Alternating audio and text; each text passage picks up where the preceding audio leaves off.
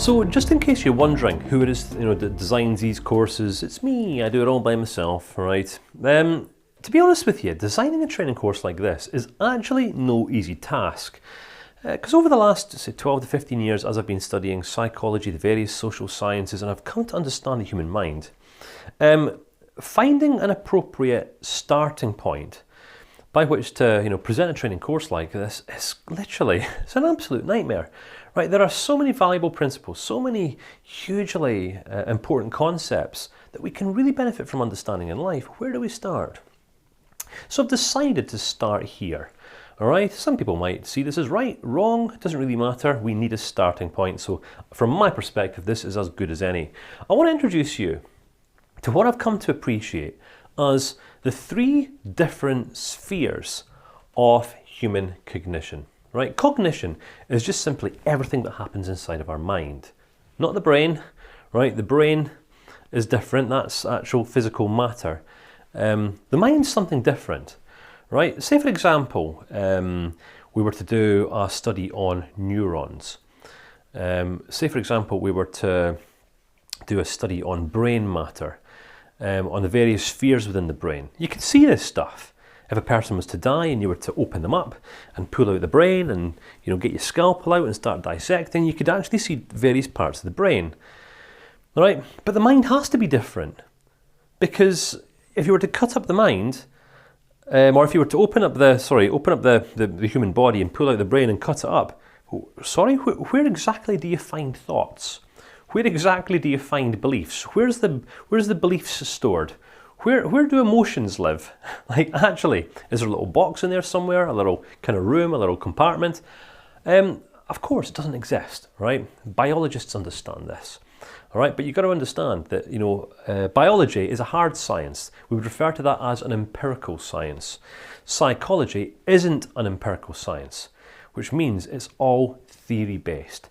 It's observation-based, right? Which is the reason why training courses like this, you can take them or leave them, right? They attract much debate, ideas like this, because people see things from different perspectives. So even the way in which I'm presenting this course, someone else from the other side of the world could present CBT in a very different way because they see stuff that I don't see. So cumulatively, right, as a global network of investigators of the human experience, we create training programs like this and we document our findings, and then at some point, probably in 20 or 30 years, it's half of my teachings will be getting included into the textbooks. All right, in the same way that 30 or 40 years ago, guys like Albert Ellis and Aaron Beck, the founding fathers of CBT and rational emotive behavior therapy as well, which kind of preceded CBT, they've made it into textbooks. Right now, I'm just too young, right? I'm just too young and I'm just too relevant. But once I'm dead and gone, my stuff will most likely get in there as well, because people will then begin to start understanding human behavior in the ways in which lesser people understand it now. So this is one of the main teachings I want to present and open the course up with. The wise mind. The wise mind. Right? The wise mind is a rare psychological state that a person can occupy in the context of their day-to-day life. They can occupy. I'm not saying all people do, because all people most certainly don't. What does it mean to be wise? What would you say it means to be wise? Are you wise? Am I wise? Who determines what's wise and what's not wise? We all do, right? From our perception. And the only problem with perception is that we each have a completely different one, right? We all have a different perception on people, on things, because our perspective is all completely unique. All right, so I'm going to unpack perception-perspective later on in the training course. For now, we're just going to acknowledge the wise mind as being the quiet, optimal mode of acting and thinking that is flexible, it's adaptive, and it's holistic. All right, flexible and adaptive being the two main words that I want to focus on here. How flexible are you in your thinking? How adaptive are you in your perceiving? Is there any wiggle room in your beliefs for changing your mind? Do you believe that you are a certain way? Do you believe that you are a certain kind of person? Have you ever changed your mind about yourself at some point in the past? Do your beliefs and worldviews and perspectives actually serve you? Are they helping you? Do they complement your life? Do they benefit the lives of other people? Or are you just really fixed and rigid and stubbornly clinging on to the best ideas that you've been able to come up with? All right. So these are good questions we can all benefit from asking ourselves at some point. So let's look at these three parts of the mind. In the additional materials section, you're going to find a resource we've created for you that contains this diagram with a little bit of context and a couple of questions for your self-reflection as well. But download that once this video is complete. Let's start off by exploring the emotional part of our mind. So I want to dissect the mind here into three different components. That's what I want to do. We're not dissecting the physical brain, we're dissecting the mind, which is invisible matter. We can't see it, we can only surmise. All right, there might very well be 50 different parts of the human mind, but I can't see them yet. I can only see these three parts. All right, and I've studied and I've researched. So there's the emotional part of our mind. The emotional part of our mind causes a lot of people a lot of problems because some people live their whole lives inside of this emotional part of their mind. Are you an emotional person? Would you define yourself as an emotional person? Is that who you are? Is that how you were born? Is this just within you? Do you reckon there's any wiggle room for changing? Is there any opportunity that you could make some modifications in this? Well, let's have a look and see. The emotional mind tends to be regressive. Do you know what I mean by regressive? Picture a 2-year-old child or 3-year-old child, and you take this child into the toy store. Now, as a mature and responsible adult, you know that it is not wise to give children every single thing that they ask for, because children can end up learning entitlement and they can end up learning ungratefulness and bad attitudes and things like this. So you know better, of course, but little child hasn't learned this yet. Little child goes in a toy store and just looks at, Transformers, pink bunny rabbits, unicorns, rainbows, Lego, I want it all, I want. All right, so what happens if you say, no, I want doesn't get? Or you say, you can have one toy today. And if you want that, you can maybe get that for your birthday or maybe for your Christmas, right? Which is what responsible parents would do. But little child wants it all right now, right? Little child hasn't learned that, we don't always get what we want when we want it in life just yet. So what does little child do? You see the bottom lip starts going and, maybe some tears come out in an attempt to manipulate mum or dad into buying all these toys, which you couldn't afford anyway. So the little child now is crying and it behaves all emotionally. And some parents will say, oh, okay, and they'll fold because it's just going to be easier and it saves all the tears. Other children will other parents will fold and buy all the toys because, don't be sad. Other parents will say, no tears, stop it, no, I want doesn't get. We don't get everything that we want in life. All right, that just breeds entitlement. So, regressive behaviour, we'll see it throughout society, we'll see it in fully grown adults. Right, we will. Right, think about the last time you had a conversation with a fully grown adult who didn't get what they were wanting. All right, maybe they got dumped. Now, listen, it's part of our human experience. None of us are perfect. I'm not being detrimental of any group of people here whatsoever. I am just saying that regression is an emotional way of living life. Right, we learn how to regress as we're young. We learn how to live in a way, use our emotions to sometimes manipulate people and get what we want. Think about it, babies do this. Babies cry, mum and dad come a-running. Right, children cry, sometimes they'll get what they want. Mum and dad will usually still come a-running. And then children become fully grown adults. And when they cry, hopefully someone will come a-running. Hopefully someone will listen. Hopefully someone will be there. All right, listen, these are learned behaviours. Right, learned behaviours. We just have some behavioural strategies that are more effective than others. Right, what do you think is the more effective behavioural approach to take towards people? Say, for example, you're not getting what you want from someone. Right, do you think the mature approach is to cry, turn on the waterworks, or do you think the more mature approach would be to negotiate? See if you could reason with this other person, perhaps even negotiate, find a little bit of compromise. Right, well, if you can give me this, I can maybe give you that, and maybe we can meet somewhere in the middle. Of course. All right, the wise, mature approach would be to find compromise. All right, but the regressive approach is, I'm not getting what I want. All right, and you'll see this in many fully grown adults who haven't yet learned how to emotionally regulate, which is what CBT helps us to understand how to do. So the emotional mind can often be unreasonable, all right? Do you know people who take temper tantrums? Do you know people who lose their temper? All right, what kind of people do you think prison's full of? People who have done a good job of managing and controlling their temper, or people who perhaps haven't learned how to manage their temper as effectively as what they otherwise could have done? That's right, you have guessed correct. Right, all matters of unreasonableness tend to spawn from the emotional mind. Why? Because the emotional mind is generally reactive. You know the difference between being reactive and responsive, right? We are reactive in things where when we don't have any idea or any comprehension whatsoever that there's a relationship between our thoughts and our feelings. If people can't see this, they'll generally justify their behaviours, because of how they felt. I've done this because I just felt this, because you made me feel like this.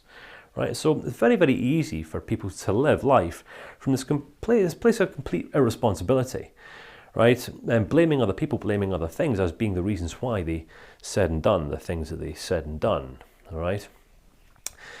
We become more effective in life, we become naturally more empowered when this finger of blame that can so easily be pointed in every other direction other than us starts getting pointed a little bit closer to us. Right, this is essentially what self-reflection and self-awareness is all about.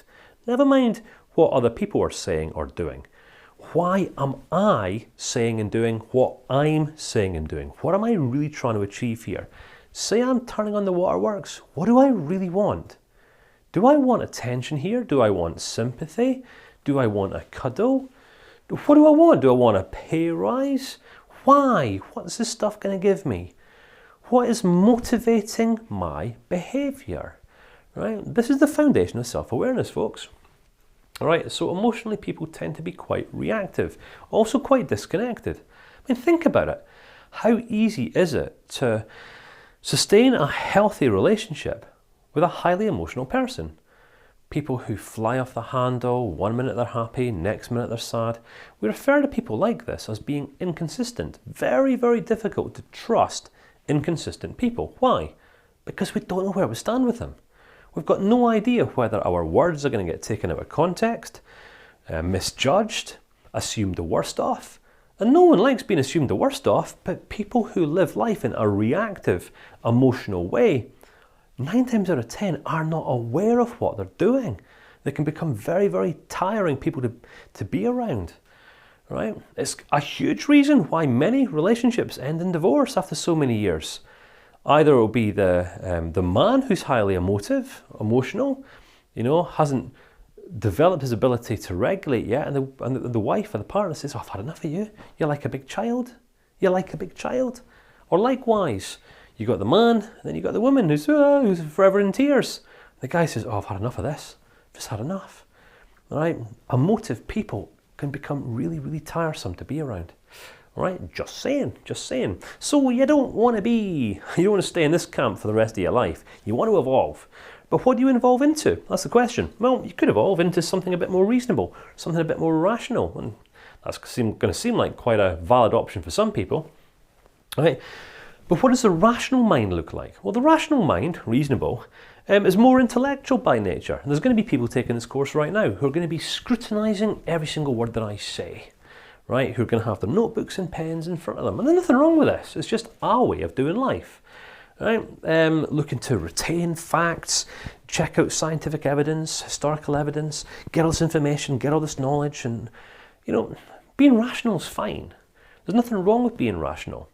But sometimes we can be a little bit too rational, to the point where we become unrelational, right? If our rationalism comes at the point of our relationalism, you catch that one, all right? If our rationalism comes at the cost of our relationalism, then we compromise ourselves, we compromise our relationships, and we are relational human beings, right? We thrive when in the company of mature, healthy relationships. People, all right?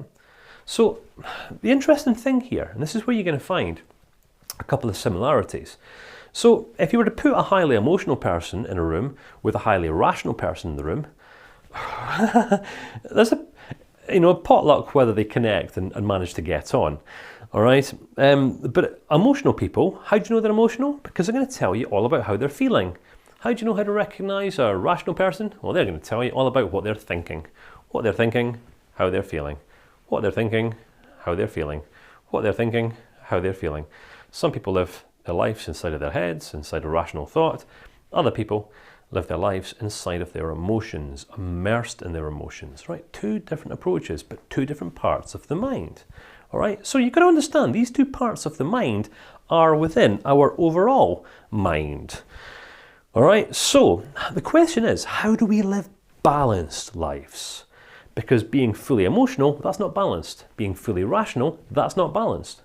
The balance comes about as we develop our wise mind. Right? Because again, the rational mind can also become disconnected from people. Right? I personally find it quite difficult to remain connected with rational people. Talking information, facts, statistics, debate. I would rather debate with you than understand you. Oh no, thank you. No, thank you. Pass. Don't get me wrong. Rational people can have strengths as well. Can be highly focused. Can be great achievers. Right? Pioneers, innovators. All right. So I'm not saying there's negatives here. I'm just saying that anything that's imbalanced can be better. All right. Hence the reason we look at the wise mind. Right. The wise mind is the reflective mind. The wise mind kind of like allows us to take center stage. All right. Where we can be rational sometimes. We can be very reasonable sometimes. We can be practical. We can be focused, and that's fine. Other times, we could be a bit more emotional. Emotional for the purposes of connecting with people, perhaps for empathically relating to people, sometimes for sympathizing. All right, that's okay. It just makes us human. It makes us human in a balanced way, but in wisdom. Wisdom, as we become naturally more reflective. We become reflective. Reflective doesn't involve thinking. Right? Reflecting does not involve thinking. Now, this is going to be a really challenging idea for some more rationally people. For more rationally people to kind of, consider here, right? Reflecting is less about thinking and more about looking and seeing. It's more about identifying. It's about observing.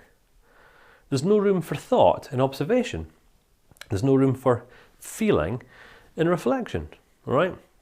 Feeling and reflecting, thinking and observing don't go hand in hand, don't work together. And this is why the wise mind is this kind of component within itself. For me, if I'm thinking, I can think sometimes from solving problems, or it's kind of like thinking kind of happens here. For me, feeling, I'm not really sure where feeling comes from. Feeling can be everywhere sometimes, can't it? But wise is kind of like the back part of this bald head of mine. Kind of, if I'm kind of really reflecting some days, I'm kind of looking to identify the right next steps to take, or if I'm really listening to someone, doing my best to understand them, it requires concentrated effort, right? Not thinking. We can't think our way out of problems. We can only reflect our way out of problems, all right?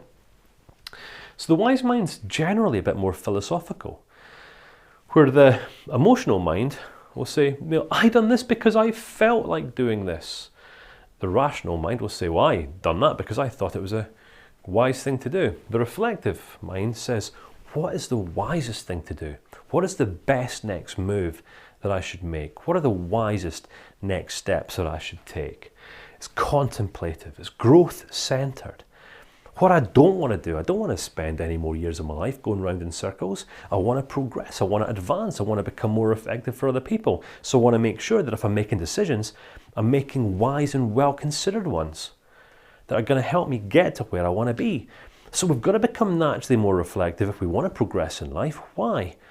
Because we can make some decisions that will steer us away in all sorts of unhelpful directions.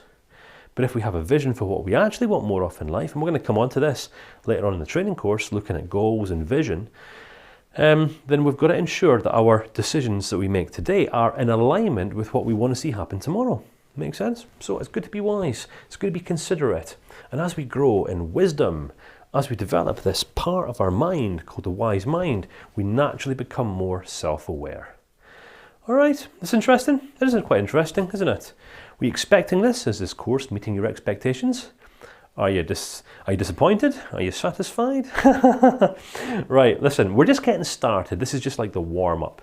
So if you haven't already done so, download the resource from the additional materials section. And again, if you don't know where that is, you'd be better off logging in to your course via a desktop computer. It's significantly easier to find, all right? So download the resource, spend 5-10 minutes working through the questions and just become familiar with this model, because we are going to be referring back to this on multiple occasions throughout the rest of the training course.